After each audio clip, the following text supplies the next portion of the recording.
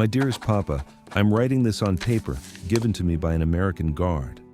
There's a coffee stain on the corner, his coffee, which he let me finish after I told him I hadn't tasted real coffee in 8 months.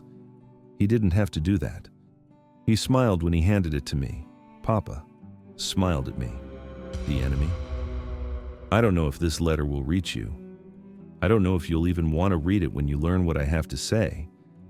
But I need to write it anyway, because what I've seen in the last 2 weeks has shaken everything I thought I knew about this war, about our cause, about who we are. They tell us the Americans are brutal, savage, that they execute prisoners, that they're barely human, corrupted by Jews and mongrels, weak and cowardly. Papa, they lied to us, and I need to tell you everything, because the shame of it is crushing me, and because Klaus needs to know the truth before it's too late for him too. Let me start at the beginning. It was November 19th when my world ended, or began again. I'm still not sure which. We were retreating through the Hürtgen forest. You've probably heard about it by now. They're calling it the meat grinder. 18 days I spent in that hell, Papa. 18 days of mud so thick it swallowed men whole, of trees that exploded into splinters from artillery, of cold so deep it froze the blood on your hands before you could wipe it away. My medical unit was attached to the 275th Infantry Division. Do you remember when I wrote you from training, so proud of my Red Cross armband, so certain I'd save lives, be a hero like the ones in the recruitment posters? That armband became a joke, Papa, a bitter joke. By day 15, I'd run out of morphine. By day 16, bandages. By day 17, hope. I watched boys, and they were boys, Papa, some only 17 years old, die from infections because I had nothing to clean their wounds with. I watched them scream for their mothers while I held them with filthy hands, whispering lies about how they'd be fine, how they'd see home again. The Americans were pushing hard. We could hear them at night, their artillery, their tanks, the sound of their supplies moving up, endless supplies. While we were rationing bullets and eating tree bark soup, they seemed to have infinite everything. On the 19th, our position was overrun just after dawn. I was in a half-collapsed bunker with 4 wounded men. 2 were unconscious. 1 was crying, sobbing really. For water I didn't have. The 4th, a boy named Peter from Hamburg, was sitting against the wall with his intestines in his hands, trying to push them back in. He kept apologizing to me. I'm sorry, Hans. I'm sorry I'm making such a mess. He was 18 years old. The Americans came fast. I heard English being shouted, sharp, efficient commands, grenades, gunfire, then boots on the wood above us. I knew we were dead. Everything we'd been told, every propaganda film, every speech from the officers, it all flooded back. The Americans would torture us, shoot us in the head. We were as good as dead. I had a Luger in my medical bag. I'd kept it hidden against regulations. In that moment, I seriously considered using it.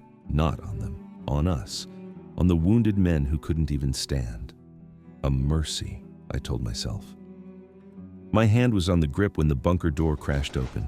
Light flooded in, blinding after so many days in the dark. I threw my hands up, shouting, Nicht schießen, sanitator, medic! 3 American soldiers poured in, rifles raised. This was it. This was the end. But then, something happened I still don't fully understand. The lead soldier, a sergeant I later learned, named Martinez, he lowered his rifle. He looked at my Red Cross armband, looked at the wounded men, looked at Peter, still holding his own intestines, and he said, in broken German, Mediziner? Doctor? I nodded frantically. Ja, sanitator. He turned and shouted up to someone above. Within seconds, 2 more Americans came down, and Papa, I swear to you, one of them was carrying a medical bag. A medical bag full of supplies, morphine, bandages, sulfa powder, plasma, things I hadn't seen in weeks. The American medic, his name tag said Johnson, he didn't even look at me at first. He went straight to Peter, took one look at the wound, and started working. He was fast, efficient, professional. He spoke softly to Peter in English, even though Peter couldn't understand. The tone was enough. I just stood there, hands still raised, watching in complete shock as the enemy saved the life of my patient. Martinez gestured for me to lower my hands. Helfen, he said. Help. So I did. For the next 20 minutes, I worked alongside an American medic to stabilize 4 German soldiers.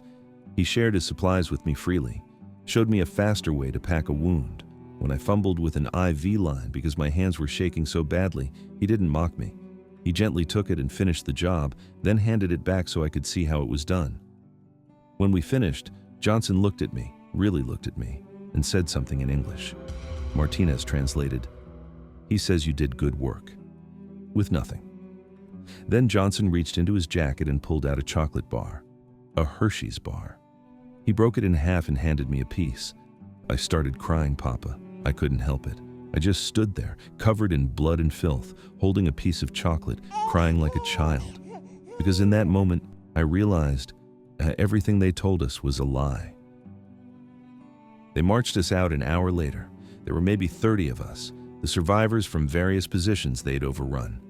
We were a sorry sight, muddy, bleeding, limping. Some could barely walk. I expected beatings, rifle butts to the back, the way Feldwebel Kraus used to treat the Russian prisoners we'd see being marched east. Do you remember Klaus writing about that, Papa? About the Russian POWs, how they looked more like skeletons than men, how the guards would shoot them if they stumbled? The Americans didn't shoot anyone. When a man fell, they helped him up. When someone collapsed completely, they carried him on a stretcher. They gave us water from their own canteens. There was a moment, I'll never forget it, when an older prisoner, maybe 40, with a shattered leg, begged them in broken English to just shoot him. Bitte, shoot, cannot walk. The American lieutenant, a young man, couldn't have been more than 25. He crouched down next to him, put a hand on his shoulder, and in surprisingly good German, he said, "Nein, du kommst mit, du bist jetzt sicher." No, you're coming with us. You're safe now, safe. We were prisoners of war, and he told us we were safe. They loaded the man onto a jeep with the other badly wounded and drove them ahead. The rest of us walked. It was a 5-mile march to their field collection point. During that march, I talked to some of the other prisoners, really talked for the first time in weeks. Men from different units, different parts of Germany. One man, a corporal from Munich named Otto, told me something that's been haunting me ever since. "I surrendered on purpose," he said quietly, making sure no one official could hear. 2 days ago, I walked toward their lines with my hands up. "Why?" I asked, shocked. "That was desertion. That was treason." He looked at me with hollow eyes. "Because I knew they wouldn't shoot me, and I knew if I stayed, Hauptmann Reichert would." Then he told me, their unit had been ordered to execute 3 men for cowardice the week before, not for deserting, for retreating without orders during an artillery barrage, for trying to stay alive. Reichert had the entire company watch while he personally shot them in the back of the head. "We're not the Wehrmacht anymore," Otto said. "We're just the SS in gray uniforms now. The whole rotten army is infected with their poison." I wanted to argue, to defend us, to say we were still honorable soldiers fighting for our homeland. But I couldn't, Papa, because I'd seen it too. I'd seen Oberleutnant Becker shoot a 17-year-old for crying. I'd seen Feldwebel Kraus kick a wounded man because he was taking up too much space in the bunker. I'd seen officers eat while their men starved, and I'd seen them save the best medical supplies for themselves while the enlisted died of infections. I'd told myself it was just the stress of war, just a few bad men, that we were still the honorable Wehrmacht. But watching these American soldiers treat us, their enemies, with more dignity than our own officers treated us, that lie fell apart. By the end of that first week, something remarkable happened. We began to talk. Not the cautious whispers you'd risk in a foxhole, but real conversations about our homes, about our mothers, about the things we hadn't dared to say for fear of officers or comrades listening. For the first time in months, we could speak without fear. I found myself sitting beside Otto again, the corporal from Munich who had surrendered 2 days earlier. He was cleaner now, patched up, able to sit without his legs screaming in protest. We sat by the fire outside the tent one evening, watching the stars, the silence of the night heavy but peaceful.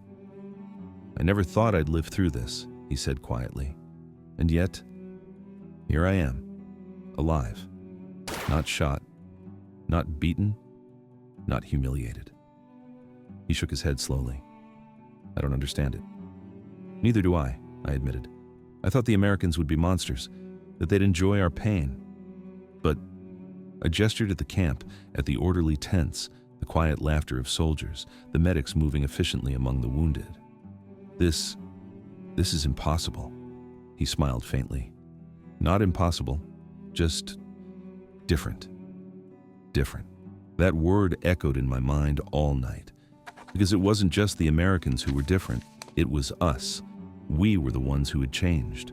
Or maybe it had always been there, buried under uniform, orders, and propaganda. And now, seeing humanity treated as naturally as air, I realized how far we had fallen. Over the next days, I began to observe the rhythms of the camp more closely. The Americans were tireless. Medics moved from one cot to another, administering care with quiet authority. Never a sneer, never a scold. When a prisoner screamed in pain from a wound dressing, they spoke softly, explaining what they were doing, apologizing if it hurt. No one mocked the suffering. No one laughed at weakness. I saw a young black soldier, barely older than I was, help a German boy through withdrawal tremors, offering a hand to hold, cigarettes to calm the nerves, and nothing but a reassuring smile. I remembered the propaganda that had told us they were subhuman. I wanted to laugh at the absurdity, but I choked on it, realizing the absurdity had been mine to believe. One day, I saw a German officer, the same colonel who had refused all American help, finally drink from the canteen the medics offered. I caught his eyes, and for a moment, they were not defiant, but exhausted. Pride, it seemed, had a weight heavier than hunger or thirst. He drank in silence, no words exchanged, and I thought, even a broken man can begin to bend when given the barest chance to survive. And then, as if the universe itself had decided to test me, a young medic approached with a letter. The handwriting was unmistakable. Klaus. My hands shook as I took it, my heart hammered. I imagined him somewhere, alive, thinking of me, thinking of you, Papa. The war had not consumed him, yet. He was out there, still moving, still breathing, and hoping for something beyond the chaos. I tore it open with trembling fingers. His words were cautious but hopeful. He had survived the last battle, found temporary refuge behind American lines, and was doing everything to stay alive, to avoid the mistakes we had made. He wrote of seeing soldiers, American soldiers, helping the wounded, of sharing what little they had, and of how strange it felt to be treated as human after months of being dehumanized. I read the letter again and again, and with each reading, a small seed of hope grew inside me. Hope for Klaus, hope for myself, hope that the war's end might not come too late for either of us. And, strange as it felt, hope for you, Papa, for the moment you might learn I had survived. Over the following week, we began to settle into the camp. It wasn't comfortable and it wasn't home, but it was a space where we could recover, not just from wounds, but from the psychological torment that had haunted us for months. We were allowed letters. I wrote to you, Papa, every day, careful to balance truth with protection. I wrote about small things, the weather, the food, the cleanliness of the camp. But underneath, every word was a plea, a promise, a lifeline. And slowly, the prisoners began to change too. At first, some refused to eat, to speak, to look at the Americans. They whispered of betrayal, of shame, of the propaganda they had believed. But one by one, they began to talk. They laughed quietly at small jokes, shared rations, and admitted things they'd never dared to admit: fear, exhaustion, guilt, grief. I overheard a sergeant explaining the rules of the camp to a young boy from Bavaria. You may speak, you may ask questions, you may cry if you need to. You are alive. Use it wisely. I thought of the boys from our village, Heinrich, Marcus, little Otto Becker. I felt the weight of every name we had lost. And yet, here, life was being offered, freely, without condition. Survival was no longer a crime, Papa. It was a gift. I realized then, finally, that the war wasn't just lost on the battlefield. It had been lost morally, in the eyes of anyone who still remembered what it meant to be human. And maybe that was the only way we could begin to reclaim something, by living, by remembering, and by extending the humanity we had been denied to others. The night I finally slept on a cot under a blanket that didn't reek of mud and sweat, I dreamed not of artillery or screams or the faces of the dead, but of home. Not the home we had left behind, not the world we had fought for, but a new one. One where I might find Klaus again, where I might write to you without fear, where the war could finally end, not with death, but with life. And as I lay there, clutching Klaus's letter to my chest, I made a vow, Papa. If I could survive this war, I would find him. I would tell him what you must know.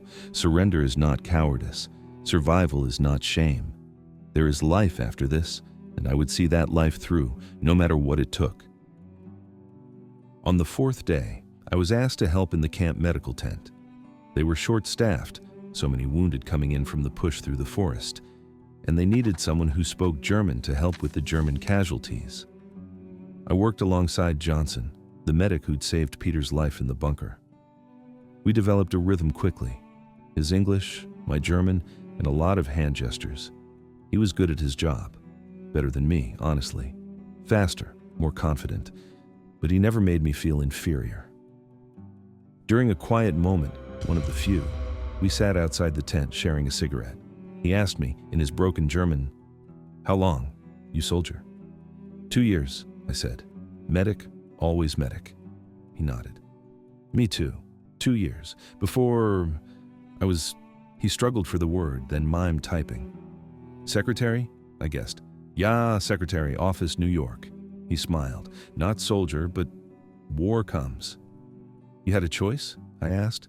It came out sharper than I meant. He looked at me curiously. Choice? To be medic, to not kill. Understanding crossed his face. Yeah, I choose, no want kill, want help. I laughed bitterly. I had no choice, they needed medics, so I became one. But before, I wanted to be doctor, real doctor. You still can, he said simply. After war. After war. Such a strange concept. I'd stopped thinking about an after. There was only the endless now, the mud, the blood, the dying. You think there will be an after? I asked. For us? For Germany? Johnson was quiet for a moment. Then he said carefully, Germany, yeah.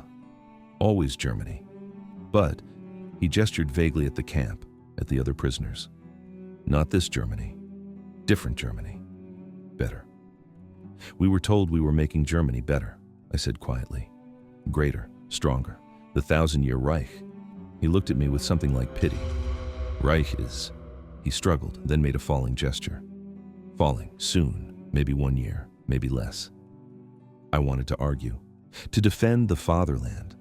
But sitting there, in an American POW camp, being treated better than I'd ever been treated in the Wehrmacht, wearing American-provided clothes, eating American food, safe for the first time in months, what was there to defend? Why are you kind to us? I finally asked. We are the enemy. We would have killed you. Johnson took a long drag of his cigarette, thinking. Then he said, You are enemy. Yeah. But you are also man, human, my faith. He pointed to a small cross hanging under his collar. Say all humans, God's children, even enemy. Even us? I asked bitterly. Even after everything we've done? He met my eyes. Even you, then he added more softly. War makes men do bad things, but war ends. Man remains. I choose to see the man. I couldn't respond, Papa. My throat was too tight, because no one in the Wehrmacht had ever talked about seeing the man. Only the soldier, only the tool. We sat in silence for a while. Then Johnson asked, You have family? Home? A father? A brother? I thought of you, Papa, probably sitting in the kitchen right now listening to the radio. And Klaus, somewhere on the Eastern Front, still believing all the lies. My brother's still fighting, in the East. Johnson's face darkened. East is bad, very bad. Russians very angry. I know, I'd heard the stories, the revenge killings, the brutality on both sides. I'm afraid for him. You write him? Johnson asked. Tell him surrender? To Americans, not Russians. I stared at him. You want me to tell my brother to surrender? I want your brother to live, Johnson said simply. Russians will not be, he made a throat-cutting gesture. Americans will be this. He pointed at the camp, at the medical tent, at himself. Alive is better than hero. And Papa, in that moment I realized he was right. He was absolutely right. I would rather Klaus live as a prisoner, as a coward, as a traitor, than die for this dying Reich. I would rather he survive with shame than die with honor. Because what honor is there in dying for lies? The worst moment came on the 6th day. I was in the medical tent when they brought in a group of American wounded from a skirmish to the north. Routine stuff, nothing catastrophic, but they needed all hands on deck. I was changing bandages on a German prisoner when an American private was set on the cot next to us. Shrapnel wounds to the leg and shoulder, conscious but in pain. The American doctor working on him called out, "Hands! Need hands here!" I froze. Help an American? An enemy soldier? The doctor saw my hesitation. Hands. Now. I went over. For the next 20 minutes, I helped treat an American soldier, cleaned his wounds, applied sulfa powder, held pressure while the doctor stitched. The private, his name was Jimmy from Kansas, he kept thanking me. Through gritted teeth in pain, he kept saying, "Thank you, Doc, thank you." I wasn't even a real doctor. When we finished, Jimmy grabbed my hand weakly. "You're good at this, Doc." "Real good." I managed to nod. As I walked away, I caught my reflection in a metal supply cabinet. I was wearing a German uniform with an American medical coat over it. My armband said Red Cross. I had American supplies in my hands. I'd just saved an American soldier's life, and all I felt was right. It felt right, Papa, more right than anything I'd felt in 2 years. That's when it hit me completely. I'd never been a German soldier. I'd been a medic who happened to be German. The uniform was just fabric. The flag was just cloth. The work, the healing, the saving, the caring, that was real. And I'd done more real medical work in 6 days as an American prisoner than in 6 months in the Wehrmacht. That night, I talked to Otto again. He'd been helping in the kitchen. Apparently, he'd been a baker before the war, and the Americans were happy to have someone who knew what he was doing with dough. "They're letting me bake tomorrow," he said, almost giddy. "Real bread, with yeast and everything. The camp commander tried my test loaf and said it was better than what their regular cook makes." "They're going to let a German POW bake bread for American soldiers?" I asked, incredulous. Otto laughed. "That's what I said." But the commander just shrugged and said, "Good bread is good bread. I don't care who makes it." We sat in silence for a moment. Then Otto said more seriously, "You know what the strangest thing is? I feel more human here than I have in 3 years." 3 years? Since they started sending us to Poland, since we started seeing what the SS was doing, since we started pretending we didn't see. He looked down at his hands. "I helped guard a transport once. They told us they were relocating Jews to work camps in the East. The way they were packed in those train cars, Hans. You couldn't relocate animals like that, let alone people." "Where were they really going?" I asked, though some part of me already knew. "I don't know," Otto said quietly. "But they didn't come back. None of them ever came back. The weight of that hung between us." "We're the bad guys," Otto finally said. "Aren't we?" I wanted to argue. To say it was more complicated than that we were just soldiers following orders, that we didn't know. But I did know. We all knew. We just didn't want to see. "Yes," I said finally. "I think we are." On the 8th day, they told us we could write letters home. Real letters, Papa. Not the censored, propaganda-filled garbage we were required to write from the front. They said they'd do their best to get them through the Red Cross to Germany. I sat in the tent that night with a piece of paper and a pencil, both American provided, and I tried to figure out what to say to you. How do you tell your father that everything he believed in was a lie? How do you tell him that his sons were sent to die for nothing? How do you tell him that the enemy showed you more humanity than your own people? I started this letter a dozen times, crumpled up a dozen drafts. Finally, I just decided to tell you the truth, all of it. Because, Papa, you need to know. Klaus needs to know. Everyone back home needs to know. I've been here for 2 weeks now. 2 weeks of being treated like a human being, of having enough to eat, of sleeping in a real bed, of doing actual medical work without having to choose who lives and who dies based on rank. 2 weeks of seeing what a real army looks like, and Papa, it's breaking my heart, because I keep thinking about all the boys who didn't make it this far. All the Friedrichs and Peters and Ottos who died in the mud, believing they were dying for something noble. I think about Johann, who bled out in my arms because I didn't have any plasma. The Americans have so much plasma they use it on minor wounds. I think about Stefan, who died of infection because I didn't have any sulfa powder. The Americans waste more sulfa powder in a day than we had in a month. I think about little Christoph, 17 years old, who died screaming for his mother because I didn't have any morphine left to ease his pain. The Americans give morphine to every wounded man, as a matter of course. They all died, Papa. They died because our leaders sent us to war without the tools to survive it. They died because our leaders cared more about ideology than logistics. They died because our leaders valued loyalty over competence. They died for nothing. I've learned a lot about the Americans these past 2 weeks. I've learned that they argue constantly about everything, from politics to sports to the best way to make coffee. But when it matters, they work together seamlessly.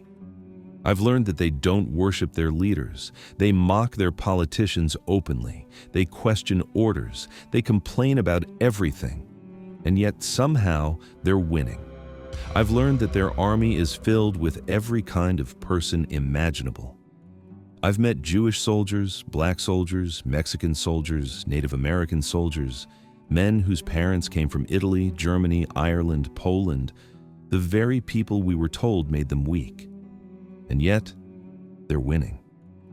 I've learned that they believe, truly believe that they're fighting for something, not for glory or conquest or racial purity, but for an idea. Freedom, they call it. Democracy. I used to think those were just words, empty propaganda. But Papa, I've seen how they treat each other. I've seen how they treat us. Maybe those words mean something after all. There's a word that keeps haunting me. Shame. I'm ashamed, Papa. I'm ashamed that I wore the uniform without fully thinking. I'm ashamed that I didn't question more. I'm ashamed that I told myself I was just a medic, just doing my job, as if that absolved me of responsibility for what we became. I'm ashamed that I looked the other way when orders were given that no human should obey, yet somehow I obeyed. Last night, I asked Johnson why he became a medic instead of a regular soldier. He told me about his brother, who died in the first wave at Normandy, shot in the chest, bled out on the beach while the tide carried the echoes of screams away. My mother, he said, struggling with the German words. She broke, heart broke. She cried every day. I'm sorry, I said. He nodded slowly. I see your pain. I think so many mothers, American mothers, German mothers, all same pain, all same tears. He looked me in the eye, steady and unflinching. I cannot stop war, but I can stop some tears, save some sons, so some mothers don't. He made a breaking gesture, like something inside him had shattered a long time ago. Even German sons? I asked, uncertain. All sons, he said firmly. War makes enemies, but God makes all sons, all mothers. Pain is pain. I thought about you, Papa, about you receiving that telegram with my name on it, about Klaus, about the fear and the worry you must have felt. I thought about Frau Müller next door, who lost both her sons at Stalingrad, about all the mothers in villages across Germany, waiting for news, opening doors to men in uniform, praying it wasn't their children brought back broken or dead. And I realized something. Johnson was right. The pain is the same. The tears are the same. The loss is the same. We were never fighting for our mothers. We were fighting against theirs. There's a German prisoner here, a colonel, who refuses to accept any American help. He won't eat their food, won't use their medical supplies, won't speak to the guards. I am a German officer, he announced loudly yesterday. I will not be corrupted by American soft-heartedness. I will maintain my dignity. And so he starves himself, Papa, starving himself for dignity. I wanted to shake him, to scream at him, to ask him what dignity there is in dying for a regime that sent boys to the front without morphine, without water, without care. But I didn't. Because a year ago, I might have admired him. I might have thought he was strong, principled, steadfast. And I might have felt shame for myself for accepting American kindness. Now, I just feel pity. He's still fighting a war that's already lost, not just militarily, but morally. He's chosen pride over life, honor over humanity. And that, Papa, is the saddest thing of all. Because I've learned something here, in this strange place of suffering and care. Courage is not only in resisting the enemy. Courage is in accepting kindness when it's offered. Courage is in living when it would be easier to die for false reasons. Courage is in choosing compassion over pride, mercy over vengeance, life over ideology. And Papa, I want you to understand this. Shame does not come from survival. Shame comes from the choices we make that deny life, that deny care, that deny humanity. I am ashamed for the things I did and didn't question, but I am learning, slowly, painfully, how to live without letting that shame define me. How to act in the light of what is right, even if the world is dark. I hope one day Klaus can learn this too, that life, mercy, and the courage to care, even for an enemy, are far greater than any uniform, any command, any flag. And that, Papa, is the lesson I need to carry home with me. Papa, I need to ask something of you, please. Please find Klaus. I don't know where he is. I don't know if he's still alive, but if he is, if you can get word to him, please tell him what I've told you. Every word, every thought, every truth I've carried in this letter. Tell him the Americans are not monsters. Tell him that surrender is not cowardice. Tell him that living is far more important than dying for a regime that doesn't care about him, that never cared about him. Tell him that I'm alive. Tell him that I am safe. Tell him that he can be too, that there is hope even here, in a place that feels as though hope was buried long before we even arrived. I know this is treason. I know that if the wrong people read this letter, we could all be executed, erased. That is why I've been so careful, so painstakingly detailed. Every line, every word I've chosen for truth, for clarity. I want you to understand that this is not propaganda. This is not lies crafted to fool anyone. This is your son speaking to you across the impossible distance of this war, across the wires, across fear and suspicion, telling you the truth. The war is lost, Papa. Maybe not officially, not yet, but it is lost. And every day that passes without admitting it costs lives, sons, brothers, friends, neighbors. And I cannot sit quietly and pretend otherwise. And the only question now, how many more sons must die before the world, before our leaders, before our own hearts finally face that truth? I cannot let Klaus be one of them. I cannot let him or the boys from our village be claimed by blind obedience. Heinrich, Marcus, little Otto Becker, who used to steal apples from your trees when we were children. I cannot let them be lost. There is no shame in survival. There's no cowardice in choosing life over a hollow cause. The shame lies in continuing to fight for something that does not fight for you, that never has. Papa, I have been asked to stay on as a medical assistant here at the camp. They need people who speak German, who can help the influx of prisoners. I'm being treated like a colleague now, not a prisoner. Johnson, the American officer, even said I could train to be a full medic in the American system after the war, if I wanted. After the war. That phrase, after the war, used to feel hollow. I thought it was something adults said to make children feel safe, like a promise they didn't really believe themselves. But now, I feel it differently. I feel it like a fragile seed, small but growing. There will be an after. There has to be.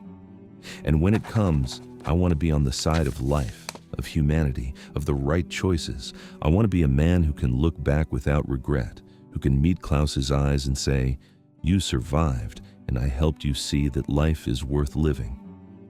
I think of the faces around me every day. Some of them are just shadows now, bones and hollow eyes, but others hold on. And it's in their endurance, in the small acts of courage, that I find hope. In the quiet gestures of kindness, in the hands extended to help one another, I see a map to a future worth living for. And I need Klaus to know that too. Papa, I'm asking you, not just as a son, but as a man who has seen what war does to hearts and souls, please, do not let him wander blindly. Reach him. Tell him what I cannot say in person. Tell him that surviving is not betrayal, that compassion is not weakness, that the world outside is still waiting, and it is better than this place. I don't know how long this letter will take to reach you. I don't know if it will even reach you at all, but I'm writing it because I cannot keep these truths to myself. I need someone to know them. And if the words reach you, Papa, then maybe they will reach Klaus too. There will be an after. There has to be. And when it comes, I want to be ready, not just to survive, but to live, to choose life, and to remind others that they can do the same. Papa, I started this letter trying to explain what happened to me, how I was captured, how the Americans treated us, how everything I'd been taught ended up being smoke. But now, as I sit here with the lamp flickering beside me and the cold wind outside rattling the tent walls, I realize something much bigger happened, something I didn't have words for until now. What really happened is this. I finally saw clearly for the first time in 2 years. I don't mean saw like noticing details in the forest or spotting a wounded man on a stretcher. I mean a deeper seeing, like someone wiped the dirt from a window I didn't even know had been dirty. I saw that the uniform doesn't make the man. We told ourselves it did. We believed it. We wrapped ourselves in cloth and symbols and thought it made us strong, righteous, superior. But here, stripped of rank, stripped of pride, stripped of everything but our humanity, I understood something painful. The uniform had become a mask, and beneath it, many of us were empty.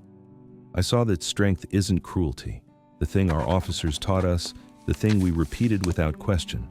I saw American soldiers strong enough to carry bleeding men through mud, strong enough to share their water, strong enough to speak gently to terrified prisoners, strength that builds instead of destroys.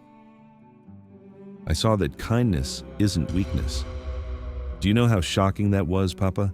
To realize the thing we mocked, mercy, compassion, empathy, was not softness, but spine? It takes courage to help an enemy. It takes nothing to hate him. I saw that we were lied to, and not in small ways. No, our entire world was constructed from lies carefully stacked on top of each other until we believed they were truth, that the Americans were animals, that surrender was dishonor, that dying for orders was noble, that the fatherland demanded sacrifice, that our suffering was strength and their kindness was manipulation.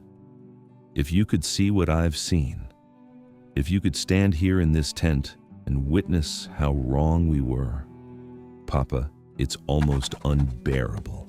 And this is the part I'm ashamed to admit. The best thing that ever happened to me in this entire war was being captured. There, I wrote it. It feels treasonous, and yet it is the truest thing I have ever confessed. Because I am alive. Because I am safe. Because I am warm. Because here, finally, I'm allowed to be just Hans again. Not a cog in the machine, not a nameless medic patching holes in an endless parade of dying boys. I have a full stomach for the first time in months, real food. Bread that doesn't crumble like dust, coffee that tastes of home, soup that warms more than the body, it warms the soul. I sleep on a cot with a blanket that smells of laundry soap, not mildew and blood.